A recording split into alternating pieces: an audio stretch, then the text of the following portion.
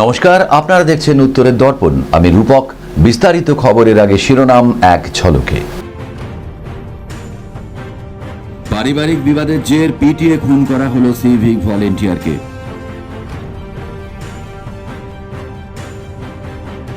জগদীশ বর্মা বসুনিয়ার হয়ে প্রচারে উত্তরবঙ্গ উন্নয়ন মন্ত্রী। নিশীথের গড় দিনহাটায় ঘুরলেন উদয়ন। তৃণমূলের পোস্টারে মুখ্যমন্ত্রীর ছবিতে বিজেপির স্টিকার। কমিশনকে নালিশ করতেই সমস্যা মেটাতে তারা হাজির।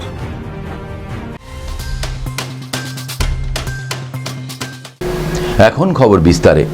পারিবারিক জমি বিবাদের জেরে খুন সিভিক ভলেন্টিয়ার। লাঠি ও শাবল দিয়ে পিটিয়ে মারার অভিযোগ মৃতের কাকু ও তার দুই ছেলের বিরুদ্ধে। ঘটনায় রবিবার ব্যাপক চাঞ্চল্য ছড়িয়েছে মালদা শামশির এলাকায়।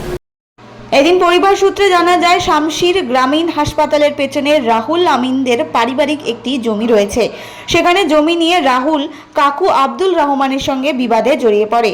জানা যায়, ওই জমিতেই আব্দুল রহমান বাড়ির কাজ করার আগে জায়গার মাপজোক শুরু করলে রাহুল প্রতিবাদ করে।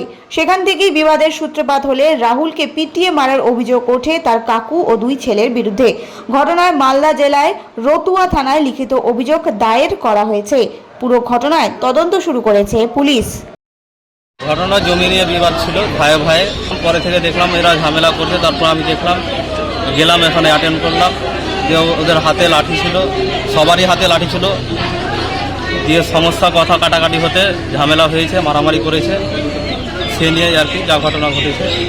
একজন এখন ডাক্তারবাবু বললো একজন মৃত্যু হয়েছে, দুজন এখন অ্যাডমিট আছে, আঘাত হয়েছে, হালকা চোট আছে। হুটখোলা গাড়িতে প্রচার করলেন মালদা উত্তর লোকসভা তৃণমূল কংগ্রেস মনোনীত প্রার্থী প্রসূন বন্দ্যোপাধ্যায়। এদিন মালদা বিধানসভা কেন্দ্রের ভাকুম অঞ্চলে প্রচার করেন তিনি। আর মাত্র কয়েকদিন এরপরেই দেশ জুড়ে হতে চলেছে লোকসভা নির্বাচন। এরই মাঝে রবিবার কোচবিহার লোকসভা কেন্দ্রের তৃণমূল মনোনীত প্রার্থী জগদীশ চন্দ্র বর্মা বসুনিয়ার হয়ে প্রচারে নামলেন উত্তরবঙ্গ উন্নয়ন মন্ত্রী উদয়ন গুহ। এদিন দিনহাটা পৌরসভার ৩ নম্বর ওয়ার্ডের বিভিন্ন এলাকায় প্রচার করেন তিনি। পাশাপাশি সাধারণ মানুষদেরও এই প্রচার কর্মসূচিতে উৎসাহ দেখা যায়। নির্বাচনের আগে শনিবার সন্ধ্যায় নকশালবাড়ি এলাকার বিভিন্ন হোটেল ও খাবারের দোকানে অভিযান চালালো নকশালবাড়ি আবগারি দপ্তর। জানা যায়, এদিন নকশালবাড়ি সাতভাইয়া টোল ট্যাক্স থেকে শুরু করে লালপুল, রথখোলা, ব্যাঙ্গাইজোত পর্যন্ত বিভিন্ন দোকানে অবৈধভাবে মদ বিক্রির বিরুদ্ধে হানা দেয় আবগারি দপ্তর। যদিও অভিযান চলাকালীন কোনো কিছুই পাওয়া যায় না বলে জানিয়েছে দপ্তরের আধিকারিকেরা। নির্বাচনের আগে ফের বড় সাফল্য পেল মাটিগাড়া থানার সাদা পোশাকের পুলিশ। শনিবার গোপন সূত্রের খবরের ভিত্তিতে উদ্ধার হল 469 গ্রাম ব্রাউন সুগার। জানা যায়, গোপন সূত্রে খবরের ভিত্তিতে শিব মন্দির, ফাঁসিদেওয়া আন্ডারপাস সংলগ্ন এলাকায় অভিযান চালিয়ে এক ব্যক্তিকে আটক করে তল্লাশি চালায় পুলিশ। উদ্ধার হয় 469 গ্রাম ব্রাউন সুগার, যার আনুমানিক বাজার মূল্য 10 লক্ষ টাকার বেশি। পুলিশ সূত্রে খবর, মালদা থেকে শিলিগুড়িতে বিক্রির উদ্দেশ্যে আনা হচ্ছিল এই মাদক। ধৃত ব্যক্তির নাম মিঠুন মাহাতো, বয়স 35। তিনি ডালখোলার বাসিন্দা। ফের ভয়াবহ পথ দুর্ঘটনা, মৃত্যু দুজনের।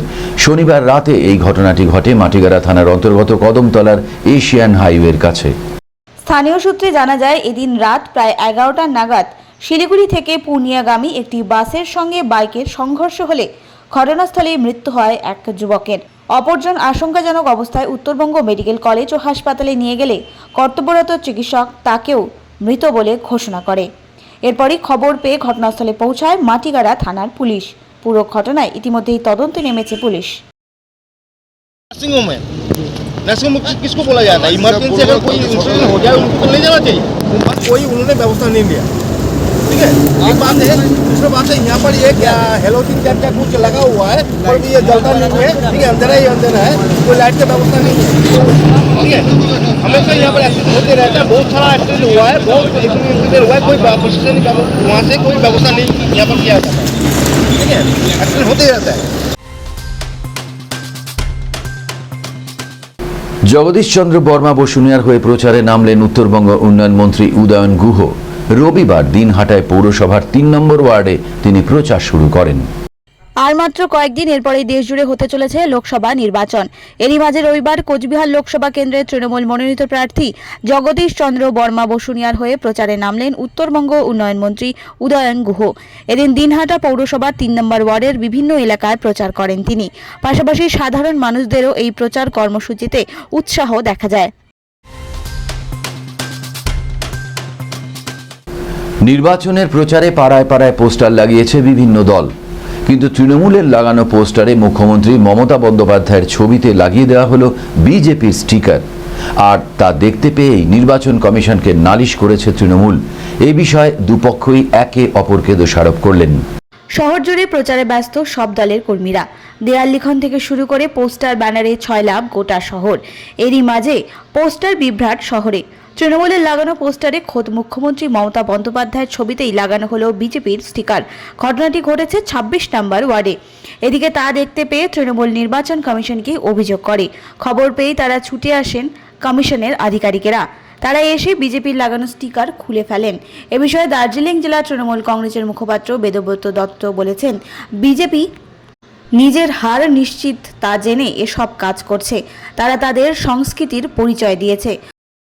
মাননীয় মুখ্যমন্ত্রীর মুখের উপরে একটা বিজেপি দলের স্টিকার লাগানো হয়েছিল এবং সেই স্টিকারটার যে উপরে যে ভাষা বা যে ল্যাঙ্গুয়েজ লেখা আছে সেই একই স্টিকার আমরা বিজেপির বিভিন্ন স্তরের নেতৃবৃন্দের গাড়ির সামনের এবং পেছনের কাঁচের উপরে আকছার দেখতে পাই। তো বিজেপি এই ধরনের নোংরা পলিটিক্স, এই ধরনের রাজনীতি করতেই অভ্যস্ত, কারণ ওরা জানে যে বাংলায় ওদের সমর্থনের যে ভিতটা সেটা খুবই আলগা। আর মমতা বন্দ্যোপাধ্যায়ের মুখের উপরে স্টিকার দিয়ে মানুষকে মমতা বন্দ্যোপাধ্যায়ের ফেস বা মুখ সেটা দেখতে না দিলেই তো আর কিছু এগোবে না ওদের। ময়নাগুড়িতে বিধ্বংসী ঝড়ে কবলিত পরিবারদের হাতে ত্রাণ সামগ্রী তুলে দিতে রবিবার এগিয়ে এলো একটি স্বেচ্ছাসেবী সংগঠনের সদস্যরা। ময়নাগুড়ির বার্নিশ অঞ্চলে এদিন 150টি পরিবারের হাতে ত্রাণ তুলে দেন তারা। চলতি সপ্তাহে রবিবার আচমকাই ঝড়ে উলটপালট হয়ে যায় উত্তরবঙ্গের জলপাইগুড়ির ময়নাগুড়ি এলাকা। ঝড়ে ক্ষতিগ্রস্ত হয়ে পড়ে গোটা গ্রাম।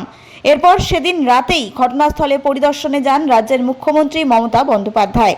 পরদিন সকালে জলপাইগুড়ি পৌঁছান রাজ্যপাল সিভি আনন্দ বোস। এরপর একে একে বিভিন্ন স্বেচ্ছাসেবী সংগঠনের সদস্যরা গ্রামবাসীর পাশে দাঁড়ায়। এদিন এমনই দৃশ্য দেখা যায় ময়নাগুড়ির বার্নিশ গ্রামে। 150টি পরিবারের হাতে ত্রাণ সামগ্রী তুলে দিলেন একটি স্বেচ্ছাসেবী সংগঠনের সদস্যরা। স্পেড স্মাইল ওয়েলফেয়ার অর্গানাইজেশনের পক্ষ থেকে আজ আমরা ময়নাগুড়ির বার্নিশ যে জায়গাটা যেখানে ঝড়ে ক্ষতিগ্রস্ত হয়েছিল সেই বাড়িগুলোতে আজকে আমরা কিছু খাদ্য সামগ্রী তাদের হাতে তুলে দিই। গমের নাড়া পোড়াতে গিয়ে বিপত্তি। নাড়া পোড়ানোর আগুন ছড়িয়ে ছাই হলো প্রায় 100 বিঘা জমিতে লাগানো গম। ঘটনাটি ঘটেছে গাজল থানার অন্তর্গত বাবুপুর গ্রাম পঞ্চায়েত এলাকায়। স্থানীয় সূত্রে জানা যায়, নাড়া পোড়ানোর আগুন মুহূর্তে এলাকায় ছড়িয়ে পড়লে প্রায় 100 বিঘা জমির গম পুড়ে যায়। ঘটনার খবর দেওয়া হয় গাজল থানার পুলিশকে। পাশাপাশি দমকলের একটি ইঞ্জিন এসে তড়িঘড়ি আগুন নিয়ন্ত্রণের চেষ্টা চালায়। ঘটনায় ক্ষতিগ্রস্ত কৃষকদের দাবি, কে এই আগুন লাগিয়েছে তার দৃষ্টান্তমূলক শাস্তির ব্যবস্থা করুক প্রশাসন। পাশাপাশি ক্ষতিপূরণের দাবি করেছে কৃষকেরা। সম্ভবত আগুনটা ওই নদীপুর পদমপুকুর এই পাশ থেকে, পদমপুকুরের পাশে রেল লাইনের এই পার থেকে, আমরা কাউকে এখন লাগাতে দেখিনি। আগুনটা ওইখান থেকে সূত্রপাত। ওইখান থেকে আগুন এমনভাবে ব্যাপক হারে ছড়িয়ে পড়েছে, বিশেষ করে ইকরাবাড়ি গ্রামের আমার বাবারই 20 বিঘা জমি, তার সঙ্গে আমাদের প্রতিবেশী যারা আমাদের ভাই দাদা ইত্যাদি গ্রামে যারা আছে সব মিলে প্রায় 100 থেকে 125 বিঘা জমি একদম পুরোটাই একবার আগুনের লেলিহান এবার ইয়েতে ধ্বংস হয়ে গেছে। ভোটের ময়দানে তারা প্রতিপক্ষ। দুজনেই লড়ছেন মালদা দক্ষিণ লোকসভা কেন্দ্র থেকে। তবে শনিবার ইফতার পার্টিতে একে অপরকে শুভেচ্ছা বিনিময় করতে দেখা যায়। একজন গনি খান চৌধুরী, উত্তরসূরি ঈশা খান চৌধুরী, যিনি এবার মালদা দক্ষিণের কংগ্রেস প্রার্থী। অন্যদিকে বিদেশ ফেরত শাহনেওয়াজ আলী রায়হান, যিনি তৃণমূল কংগ্রেস মনোনীত দক্ষিণ মালদার প্রার্থী। ভোটের ময়দানে দুজনের প্রতিপক্ষ, কিন্তু ইফতার পার্টিতে দেখা গেলেও শুভেচ্ছা বিনিময় করতে। এদিন মালদা ইংরেজবাজার শহরের সুভাষপল্লী ঈদগাঁও ময়দানে ইফতার পার্টিতে ধরা পড়ল এমনই ছবি।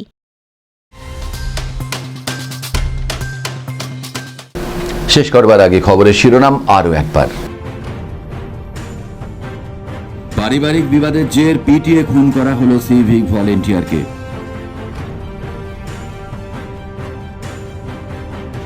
জগদীশ বর্মা বসুনিয়ার হয়ে প্রচারে উত্তরবঙ্গ উন্নয়ন মন্ত্রী। নিশীথের গড় দিনহাটায় ঘুরলেন উদয়ন। তৃণমূলের পোস্টারে মুখ্যমন্ত্রীর ছবিতে বিজেপির স্টিকার। কমিশনকে নালিশ করতেই সমস্যা মেটাতে তারা হাজির। এখনকার মতো এ পর্যন্তই। দেখতে থাকুন উত্তরের দর্পণ, উত্তরের প্রাণের স্পন্দন।